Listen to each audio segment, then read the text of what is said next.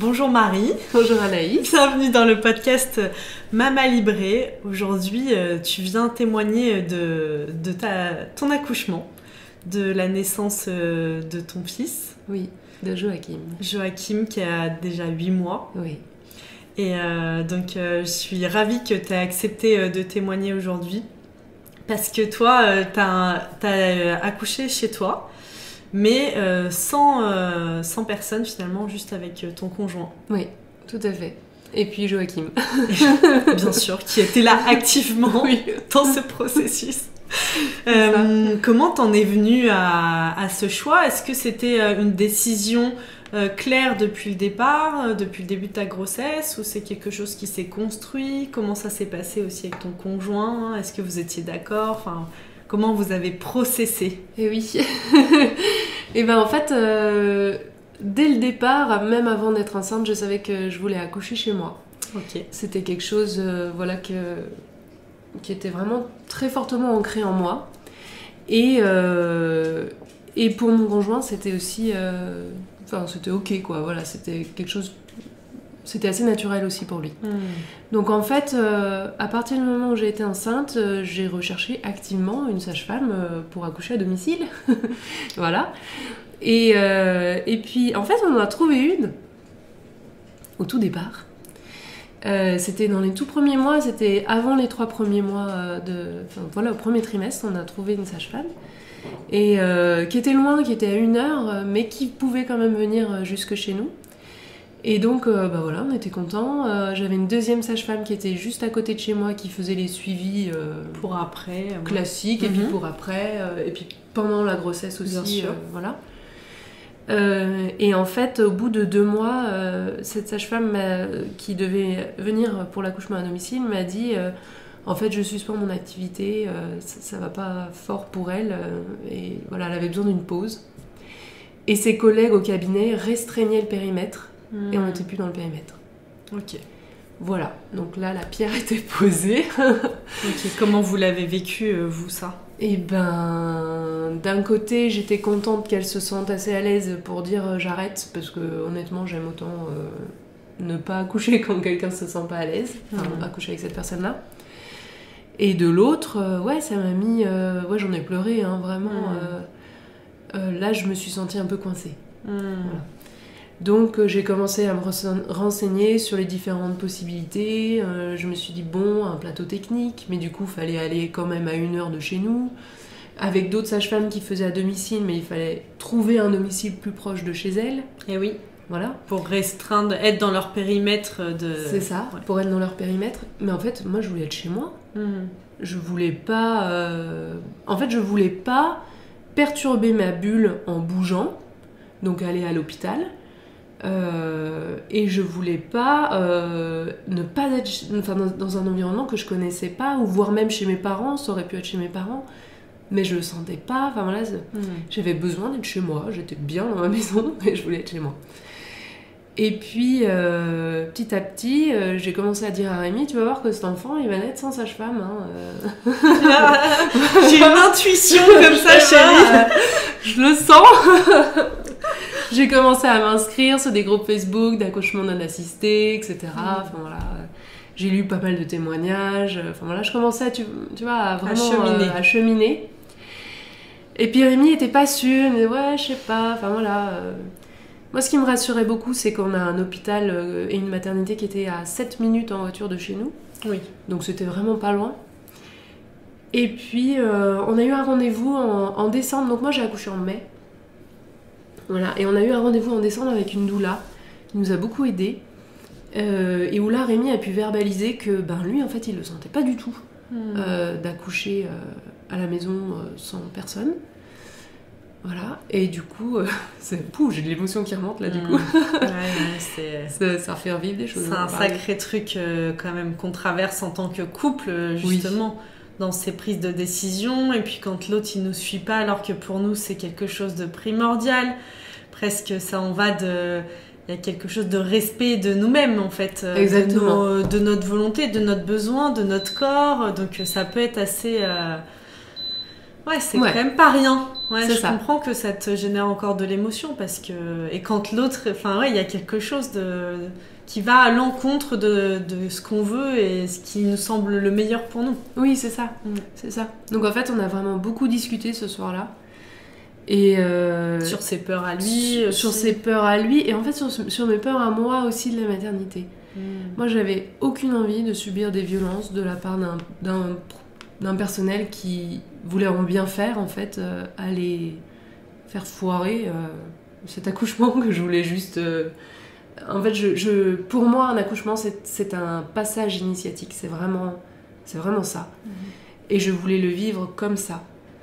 Et je sentais que la maternité, en fait, allait me déconcentrer de ça. Rien que le fait de prendre la voiture, d'avoir un cathéter, d'avoir des touchés vaginaux, enfin voilà, tout ça en fait. Et puis des gens qui passent, que je connais plus ou moins, enfin voilà, tout ça. En fait, pour moi, c'était déjà violent.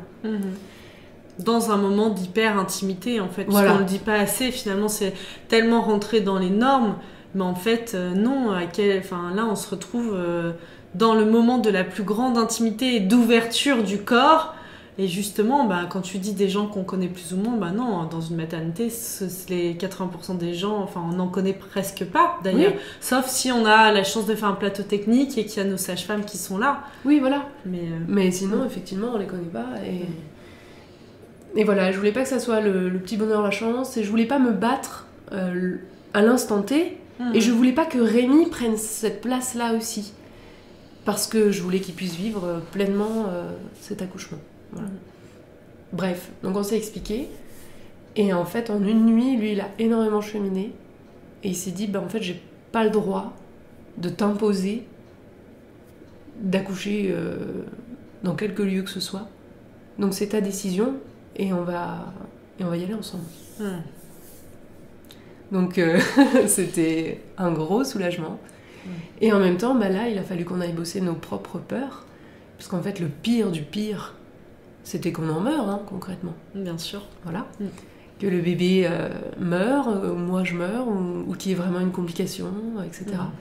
Donc là, on a bossé, chacun de notre côté, et puis ensemble, on a bossé là-dessus pendant les mois qu'on suivit, en fait, concrètement. Puis de temps en temps, on se refaisait des points sur où on en était. Vous vous êtes fait accompagner sur ce chemin pour traverser ces peurs ? Plus ou moins en fait, chacun allait prendre ses propres outils. J'ai beaucoup fait de chambre prénatale. Et puis il y a eu donc Nelly, notre doula, qui nous a accompagnés de temps en temps à des points un peu clés, mais pas beaucoup plus en fait. Et puis en fait le chemin s'est fait assez naturellement. Et à partir du moment où dans ma tête ça allait être clair, en fait, on a déposé une intention de confiance, de sérénité et de santé. Et là, moi j'avais confiance, mais moi j'étais vraiment... Puis ta grossesse se passait super bien, oui. T'étais en bonne santé, il n'y avait pas aussi... Tous les voyants étaient ouverts. Tous les voyants étaient ouverts. J'ai été arrêtée un peu plus tôt parce que du coup je faisais pas mal de route et c'était vraiment pas confortable et très fatigant, donc voilà. Mais du coup j'étais bien, j'étais vraiment très très bien. À qui t'as parlé de ce choix-là? Et oui, la question. C'était bien choisi. J'ai vraiment choisi les personnes à qui j'en ai parlé. J'en ai parlé à mes parents. Parce que j'ai une très grande confiance en mes parents et on a une très bonne relation avec eux. Comment ils ont accueilli ça? Mes parents, voilà, ils accueillent. Ils accueillent, ils processent. Parce qu'il fallait processer sur quand même. Quand même. Et puis après on parle. Ok. Voilà. Et donc ils ont... Je leur ai passé beaucoup de lectures. Surtout à ma mère, on a beaucoup échangé. Mon père était un peu plus en retrait, mais il était là. Voilà. Et puis du coup, en fait, ça nous a permis vraiment d'échanger ensemble. Avec Rémi aussi, on a beaucoup échangé avec eux. Ils sont devenus un petit peu... on leur avait dit, si jamais il y a quelque chose qui se passe pas bien à l'accouchement, on vous enverra un message. Voilà. C'était un peu les premiers... Enfin, ça allait pas être les premiers, ça allait être le SAMU, le premier. Bien sûr. Mais ça allait être les premiers de notre entourage qui allaient être informés. Voilà. Parce qu'ils ne sont pas très loin et parce qu'on avait entièrement confiance en eux. Donc voilà. Et en fait, oui, donc mes parents l'ont quand même plutôt bien pris, hein, vraiment. Ils ont cheminé. Ma maman m'a dit, ça m'a fait bosser, ton projet. Et puis, elle a lu Naissance, la BD de Lucille Gomez, qui en fait l'a beaucoup aidée à comprendre ce que c'était que la naissance, et puis à comprendre ses propres grossesses à elle et ses propres accouchements. Enfin bref, donc voilà, ça a beaucoup aidé. Et puis après, j'en ai parlé à la sage-femme avec qui on allait faire la préparation à la naissance et de l'aptonomie, parce que c'était quand même important. Et puis parce que je la sentais assez ouverte aussi. Voilà. Alors ça a été un peu un choc quand même pour elle, mais elle l'a pris assez bien. En tout cas, elle n'a pas essayé de nous convaincre de l'inverse. C'était surtout ça, moi, que je voulais pas, c'était me battre pour ça. Bien sûr. Voilà. Et puis, à la toute fin, parce qu'en fait, la sage-femme qui me suivait pour le suivi de grossesse classique prenait sa retraite en mars, avril à peu près. Donc je savais que j'allais changer de sage-femme et que c'est pas elle qui allait faire les suites de couches. Donc à elle, je lui en ai pas parlé parce que j'aurais pu, mais j'avais pas envie. Voilà. Et j'en ai parlé à la suivante, à sa remplaçante. Et en fait, elle a été vraiment cool, dans le sens où elle a dit « Ok, c'est votre choix. Est-ce que vous avez pensé à ça, à ça, à ça, à ça, à ça ?» Et c'était ce que je voulais, en fait. Bien sûr. Du coup, ça m'a mis en confiance pour la suite aussi. Voilà. Pour la petite histoire, 4 jours avant d'accoucher, j'avais rendez-vous avec elle. Et j'ai dit à Rémi, on l'a trouvé. C'est émotionnant. On a trouvé la sage-femme de confiance. Je savais que c'était elle. C'était ce qu'on avait vraiment sur l'intention qu'on avait posée en janvier, c'était de rencontrer une sage-femme de confiance qui allait nous accompagner. Alors moi je pensais chez nous, mais en fait, voilà, c'était chez nous, mais pas à côté. C'était à côté. Voilà. Ouais. Et j'étais vraiment touchée de savoir que c'est bon, on l'avait trouvée. Voilà. Dans les choses qu'elle vous a dit d'observer, tu te souviens, c'était quelle grande chose elle vous a dit? Est-ce que vous avez pensé quand tu dis à ça, à ça, à ça? Elle nous a demandé si on s'était quand même inscrit à la maternité. Bien sûr. Voilà. Quand même très important, imagine t'es transférée. Oui. Tout à fait. Et donc ça, c'était quelque chose qu'on voulait faire. Et puis, honnêtement, j'aime autant arriver, si j'arrivais, c'était en urgence. Donc je voulais pas leur compliquer la tâche et qu'ils aient une montée d'adrénaline sans dossier. Donc je préférais qu'ils aient mon dossier, qu'ils soient au courant des allergies que j'ai, de mon passé, tout ça. Donc voilà. Et ça, c'était important pour moi. Elle nous a dit aussi qu'elle allait prévenir la PMI parce que c'était le schéma classique du département. Voilà. Donc elle était dans l'obligation légale de prévenir la PMI et la maternité. Et la maternité que ton projet c'était d'accoucher à la maison, seule. Ouais. Ok. Voilà. Est-ce que ça s'est autorisé par la loi? Oui, bien sûr. Ah oui, on peut accoucher tout seul chez soi, sans personne. Oui, après... Je te pose la question parce que y a eu pas mal de choses, de remue-ménage ces derniers mois là, avec des familles qui se sont fait enlever leurs enfants, justement, tu vois. Ouais, c'était juste après notre accouchement. Et cette histoire, je pense qu'elle aurait changé la donne si elle avait été avant, mine de rien. On aurait été peut-être plus prudent ou plus méfiant. Et c'est vrai que... En fait, c'est légal. Hein. C'est juste... ce qui est légal, c'est d'accoucher où on le souhaite, dans un cadre sécuritaire. Après, certains départements, du coup, parce que c'est à la charge des départements, estiment que d'accoucher chez soi seul, c'est pas sécuritaire. Donc ça dépend du département en France. Ok. C'est ce que j'ai compris. Donc ça veut dire que si t'accouches dans le département, on va dire en Savoie ou dans l'Ain, ils considèrent que c'est sécuritaire. Et puis tu peux aller en Haute-Savoie et eux ils considèrent que c'est insécuritaire. Du coup si t'es déclaré, j'ai envie de dire dénoncé même, à la PMI et tout, là, tu peux avoir des soucis. Il peut y avoir des points de vigilance, en fait. Moi, je l'avais joué un peu fine, dans le sens où je savais que la PMI faisait des ateliers de portage à domicile. Et puis c'est la sage-femme qui vient. Et donc, j'avais demandé à ce qu'il y ait un atelier chez moi. Voilà. Comme ça, on était connus, sans se dire forcément notre projet de naissance, mais en tout cas, voilà, la sage-femme, elle était venue chez nous, elle nous avait rencontrés, elle avait vu l'environnement dans lequel on était. Voilà. C'était ma petite astuce, en fait. Voilà.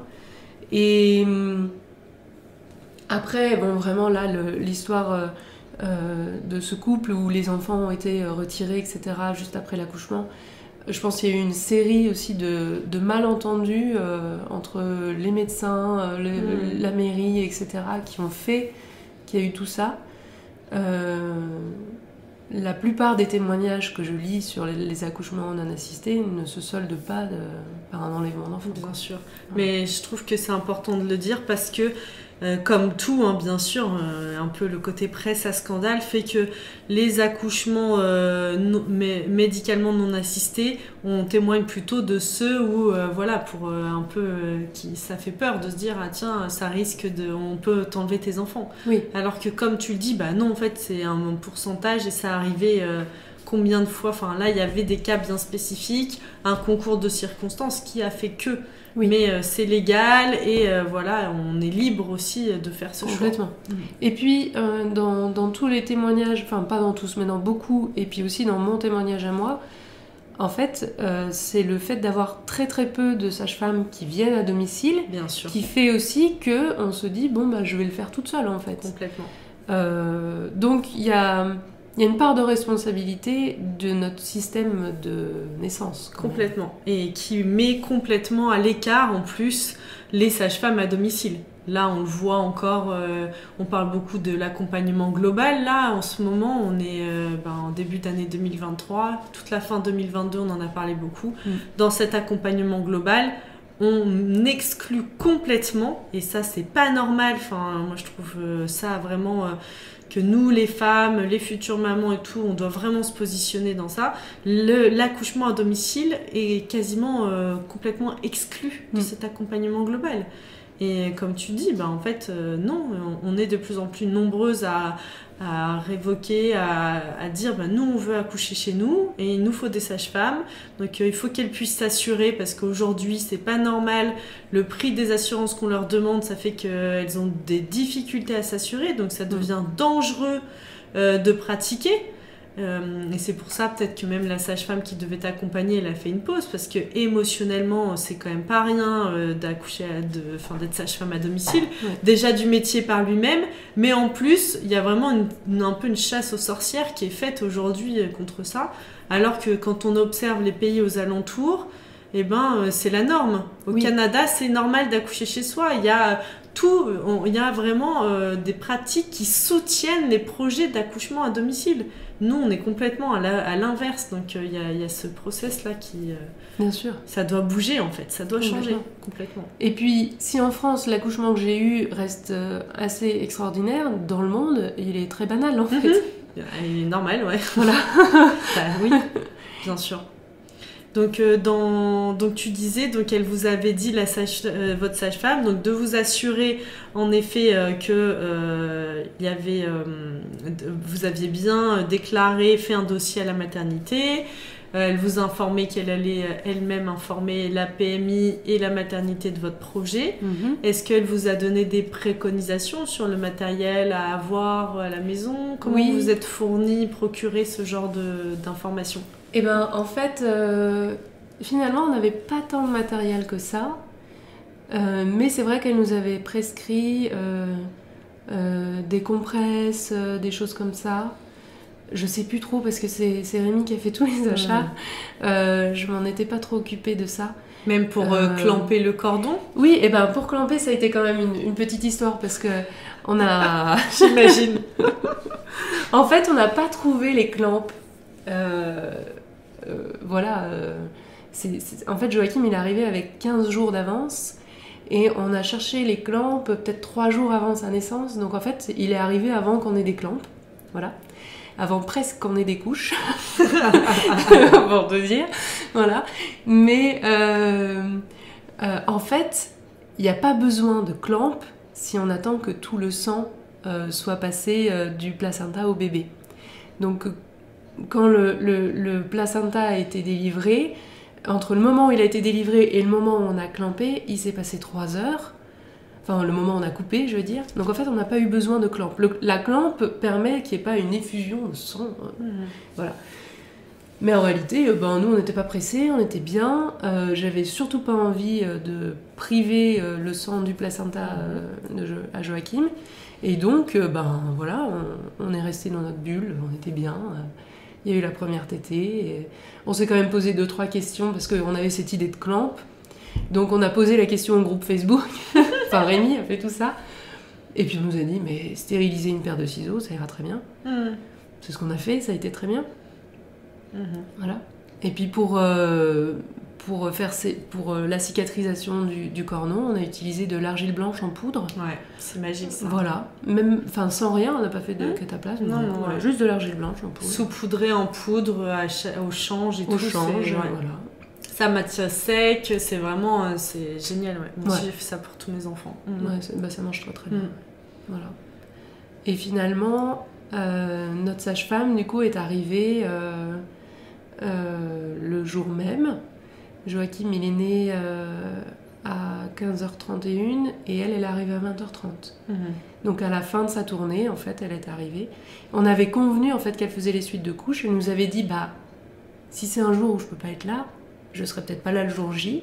Donc on savait, on était OK. Voilà. On savait que donc, si jamais il y avait un problème, on irait à la maternité. Et en fait, elle a pu venir. Il est né en semaine. C'est parfait. Il était parfait. Oui. Voilà. Ok. Et comment ça s'est passé pour toi? En plus, c'était un premier accouchement. Donc, oui. Comment ça s'est déroulé? Est-ce qu'il y a eu des peurs particulières? Comment tu as vécu cette naissance? Oui, comment dire? Je savais que j'allais traverser quelque chose d'intense. Voilà. Je m'étais beaucoup préparée, j'avais lu beaucoup, j'ai écouté beaucoup de podcasts, voilà. Quantique Mama m'a beaucoup aidée, voilà, sur la préparation à la naissance, énormément. C'est la meilleure préparation que j'ai eue. Voilà. Et puis, en fait, moi, j'ai commencé à avoir des contractions le lundi et Joachim est arrivé le mercredi. Donc, voilà, il y a quand même un petit temps de latence, on va dire. Les premières contractions, j'ai vraiment eu la sensation d'avoir mes règles. Et je me suis vraiment dit, tiens, je vais avoir mes règles. L'espace de 2 secondes, et après je me suis dit, non, c'est pas possible. Enfin, voilà. C'est drôle que tu dises que moi, je me souviens pour la naissance de ma fille, mais mon mari n'avait pas compris la subtilité, mais je me disais, tiens, c'était le matin, j'ai la sensation que je vais avoir mes règles, là, ça travaille et tout, et lui, il jardinait, il était, ouais, trop bien, enfin, il avait pas capté que... Et c'est le midi, je lui dis, non, mais là, il faut que t'appelles ma mère, qu'elle vienne chercher Théo. Il me dit, ah bon, mais pourquoi? Je te l'ai dit. Non, tu m'as rien dit du tout.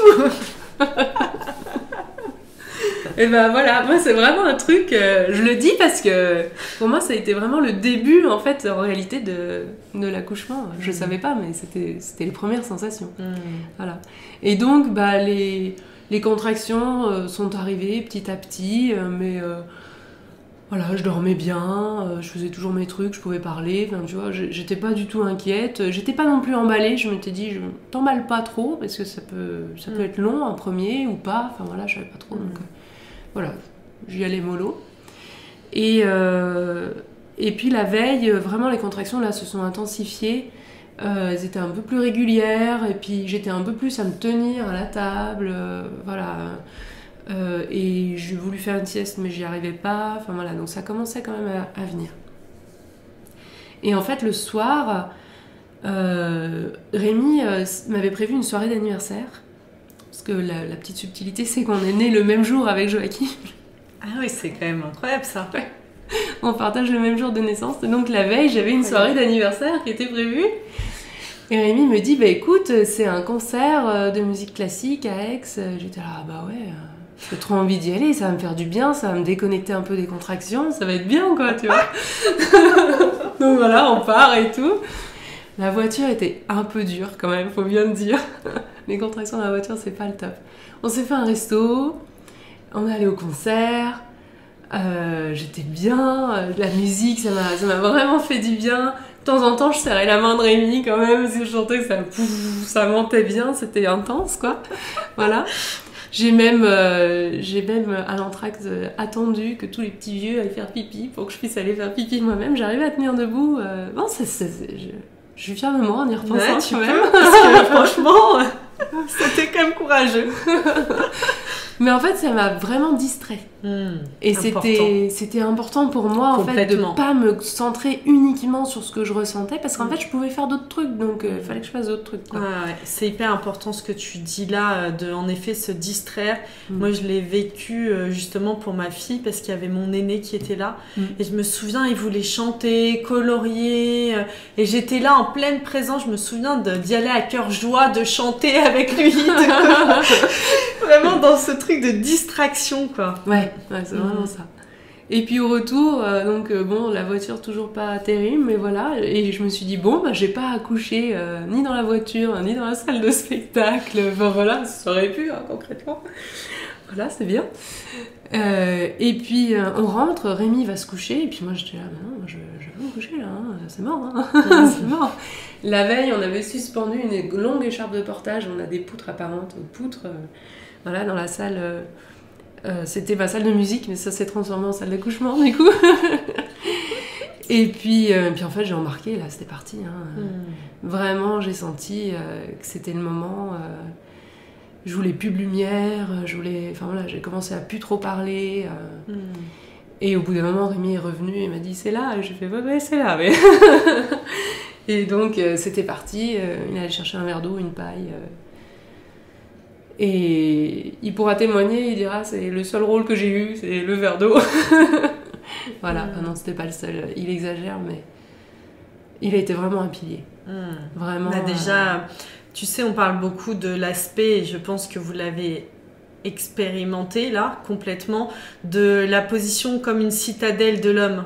Oui. Il est là pour protéger, parce que toi, tu pouvais complètement te dédier et être complètement disponible, libre, complètement présente à ce qui se passait là dans ton corps, parce que tu savais que l'extérieur était géré par Rémi. Exactement. Ouais, c'est vraiment ça. Et puis, on baignait vraiment dans une atmosphère de confiance et d'amour, tous les deux.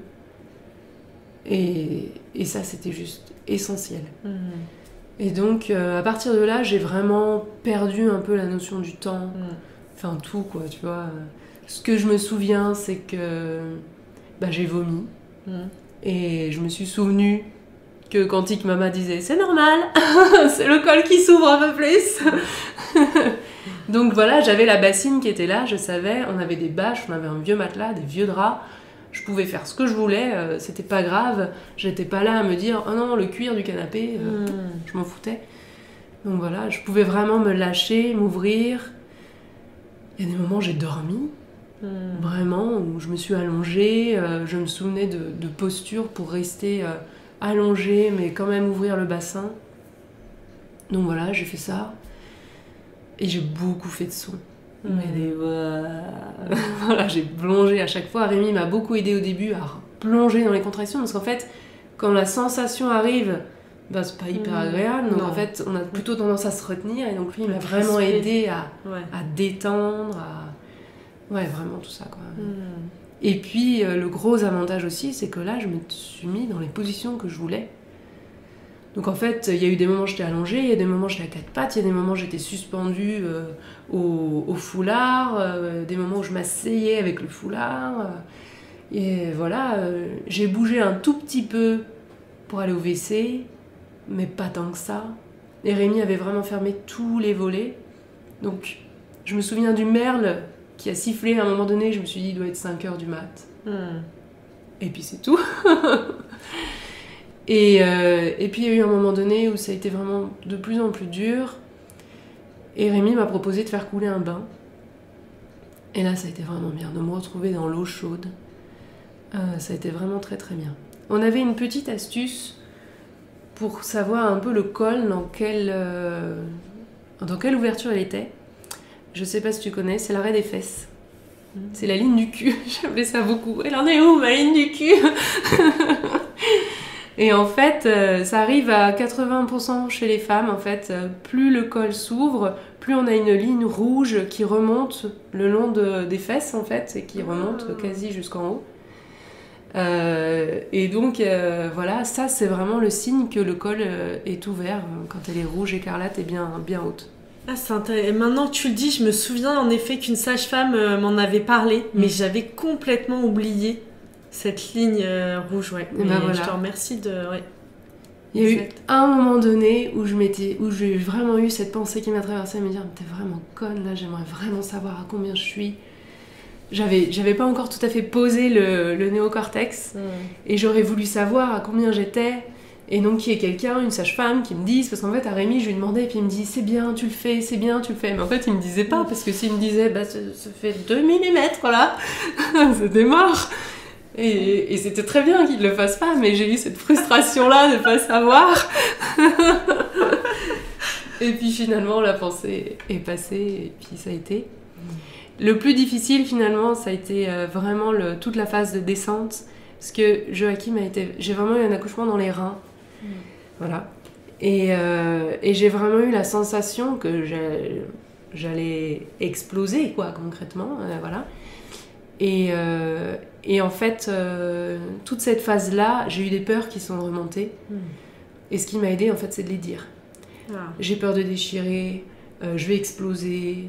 En fait, j'ai verbalisé à chaque fois tout ça. Trop bien. Et je me rendais compte qu'en verbalisant, pouf, ça partait. Il y avait quelque chose, c'était déposé. Voilà. Mais c'est vrai que cette phase-là était longue. Et Rémi a beaucoup, parce qu'on avait un petit mémo des différentes phases d'accouchement. Et donc il a beaucoup relu, tu vois, il avait ses petits papiers, sans me dire, mais juste voilà, pour vérifier, ok, on doit être à peu près là, enfin voilà. Comment t'avais construit ce mémo? C'est Quantique Mama qui l'a fait. Et du coup, on savait à quoi correspondaient les phases. C'était à peu près décrit, mais de façon assez succincte, que t'aies pas à relire 30 pages, tu vois. Donc c'était très très bien ce mémo. Et à un moment donné, Rémi m'a dit ça y est, la ligne elle est complètement faite. Et là, je me suis dit cool. Il faut qu'il descende. Voilà, et donc c'est ce moment-là qui était vraiment douloureux et pas évident. Et je pense qu'il y avait un truc qui devait jouer entre nous, tu vois, je sais pas, l'un et l'autre, on devait pas être tout à fait prêts, parce que ça a vraiment pris du temps. Et en fait, en relisant après les pages de Quantique Mama, c'est normal, des fois, dans la descente, de repasser par des phases de pause, et ensuite ça repart, enfin voilà. C'était pas du tout comme on peut décrire, t'as le col, les contractions, tout ça, puis après ça descend, et puis il y a l'expulsion, et ça va assez vite finalement cette phase-là. Pour moi, cette phase-là a été longue, en tout cas dans mon ressenti. Voilà. Et à un moment donné, dans l'eau, on a une salle de bain avec une vitre un peu cachée, enfin tu sais, voilà, opaque. Et il y a eu un arc-en-ciel qui est passé. Parce qu'il y a eu la lumière du soleil qui est passée. Je sais pas comment la lumière est passée, parce que concrètement les volets étaient fermés. Mais c'est passé, et pour moi c'était vraiment un super signe. C'était l'arc-en-ciel, c'était les gardiennes, c'était... Ça monte. Tout était là en fait. J'étais protégée, il y avait tout le monde. Ouais. Et là, il y a eu le couronnement, quoi. Voilà. Et en fait, je me suis rendu compte à peu près à ce moment-là, parce que là, du coup, j'ai mis les doigts, je me suis dit, j'en peux plus, je veux savoir. Et j'ai pas reconnu ce que je touchais, donc je me suis dit, bon, bah, c'est pas le col, c'est mon signe. C'est bizarre. C'est bizarre. C'est bizarre, cette sensation. C'est ça. Et puis au c'est deuxième... il y a des cheveux. Ah, mais au deuxième toucher, j'ai compris, en fait, c'était la poche que j'ai sentie, parce que j'avais jamais percé la poche jusque-là. Et Rémi m'a dit, mais t'as pas perdu les os? J'ai dit, ben non. Et donc en fait, Joachim, il est né coiffé. Il est né dans sa poche, et il a jamais pété. Et magnifique. Voilà. Ouais, c'était encore le petit plus. Ouais. Et donc, il y a eu ce... Donc, il est descendu dans sa poche des os. Il est descendu dans sa poche des os. Donc, lui, il était super bien, en fait. Bah ouais. Tu m'étonnes qu'il n'était pas pressé. Super bien, super protégé. Enfin, il y avait tout, quoi. Vraiment. Et il y a eu ce couronnement qui a été vraiment difficile, avec vraiment le cercle de feu que j'ai ressenti très très fort.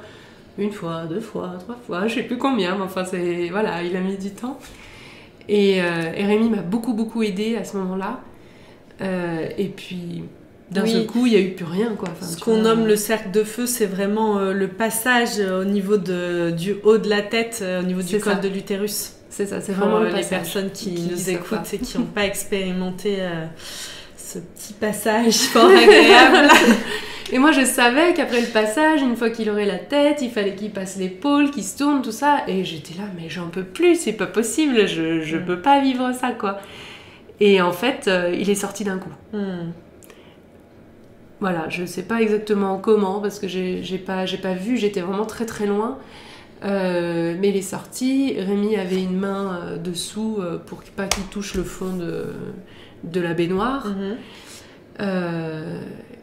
Et puis je l'ai pris. En fait, non, il m'a dit c'est ton bébé. Parce qu'en fait, moi, j'ai pas senti qu'il est parti, en fait. J'étais encore dedans et quand il m'a dit ça, j'étais là, oh putain, attends, faut que je redescende. Il y a un truc qui s'est passé. C'est fou. Voilà, et là, je l'ai pris, donc la poche s'est rompue, parce que finalement, c'est hyper fin, quoi. Je me demande vraiment comment ça s'est pas fait avant, parce que ça part très très vite. Voilà, et j'ai mis ma main sous ses fesses, quoi, et là, j'ai senti, et j'ai fait, oh, mais c'est un garçon. Voilà, on savait pas. Et voilà, on a pris le temps de faire connaissance, de se rasseoir. On était dans l'eau et il a pas voulu téter tout de suite. Voilà, donc voilà, on était bien, on était tous les deux. Puis à un moment donné, j'ai eu un peu froid avec l'eau, tout ça, donc on a bougé. On s'est mis dans l'autre pièce qui était vraiment bien chauffée, encore plus. Et puis je savais pas comment me mettre. J'étais un peu endolorie de partout quand même, j'avais mal aux genoux, j'avais mal aux cuisses, les bras ils n'en pouvaient plus, enfin bref, mais d'un autre côté je ne pouvais pas m'asseoir en tant que telle parce que c'était un peu douloureux. Et donc j'étais à genoux, Joachim il a eu froid donc j'étais un peu inquiète par rapport à ça. Donc on l'a bien emmitouflé, on a fait du pot à pot, je l'ai frotté, enfin voilà. Puis là on savait quand même tous les deux, avec Rémi, que c'était la phase un peu délicate, c'est qu'il fallait quand même délivrer ce placenta en entier. Surtout. Voilà. Je savais dans mon histoire que ma maman elle a eu une hémorragie au moment de ma naissance, tout ça. Okay. Donc t'es aussi venue guérir quelque chose avec cette naissance. Je pense. Ouais.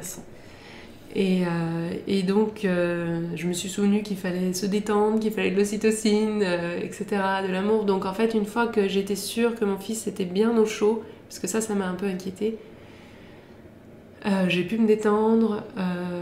On s'est embrassé avec Rémi. Enfin, voilà, on a relâché toute la pression. Et on a vu, à un moment donné, le cordon bouger. Et ça a été un conseil que ma sage-femme m'avait dit. Si vous voyez le cordon bouger, c'est que le placenta est au fond de l'utérus et donc il s'est décroché. Okay. Voilà.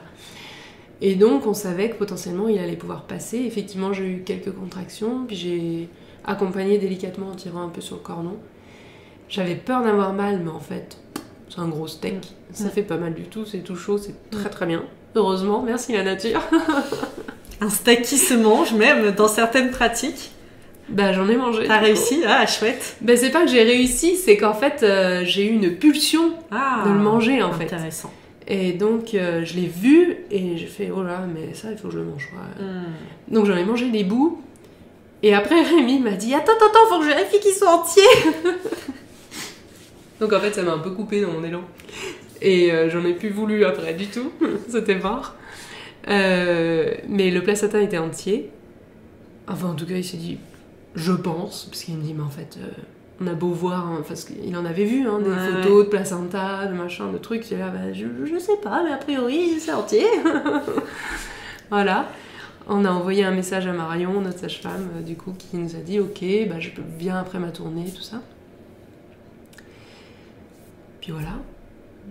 Il y a eu la première tétée, et puis c'était parti, quoi. Voilà. Et on s'est pris une... Moi, je me suis pris une bonne claque, quand même. Je pensais pas que c'était si intense. Et en même temps, bah, c'est ce qu'on disait tout à l'heure, ces premiers moments là où on est 100% pour ce bébé, et on se dit mais quand est-ce que je vais avoir le temps d'aller prendre une douche, de prendre soin de moi, parce qu'en fait là j'ai besoin de prendre soin de moi. En fait ça passe, c'est vrai, mais sur l'instant on a l'impression que ça va être ça notre vie pour toujours. Et c'est difficile à vivre. C'est vrai. Si tu avais un deuxième enfant aujourd'hui, qu'est-ce que tu ferais de la même manière et qu'est-ce que tu ferais différemment? Je pense que je prévoirais même pas de sage-femme pour l'accouchement. J'en vois pas la nécessité, et Rémi non plus. Vraiment, voilà. Je redemanderais à Marion, notre sage-femme, de faire les suites de couches parce que j'ai vraiment trouvé top. Et en fait, maintenant, je sais, donc... je sais... Je pense que je ferais pas vraiment différemment parce que j'ai été hyper bien entourée, mine de rien, sur ce postpartum. Et je sais que j'ai les ressources pour aller m'entourer plus s'il faut. Je serai attentive à l'allaitement. Et si j'ai mal dès le premier coup, je débrancherai cet enfant pour qu'il se rebranche bien. Voilà. Et qu'on prenne tout de suite des bonnes habitudes. Mais globalement, en fait, je pense que c'est juste mentalement, je saurais à quoi m'attendre, je pense, et je saurais que je peux... Que tu es capable. Que je suis capable et que ça passe. Si tu devais donner un conseil à une femme qui souhaite accoucher, bah voilà, sans péridurale, de façon physiologique, 100% physiologique, ou même à la maison, quel conseil tu donnerais? Pour moi, les ingrédients principaux, ça a été la confiance et l'amour. Vraiment. Finalement, le chant prénatal, ça reste un outil, et on peut en utiliser plein d'autres.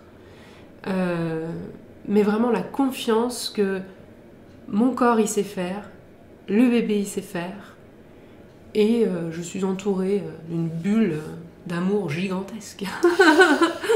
Voilà, ça pour moi c'est vraiment, c'est vraiment l'essentiel.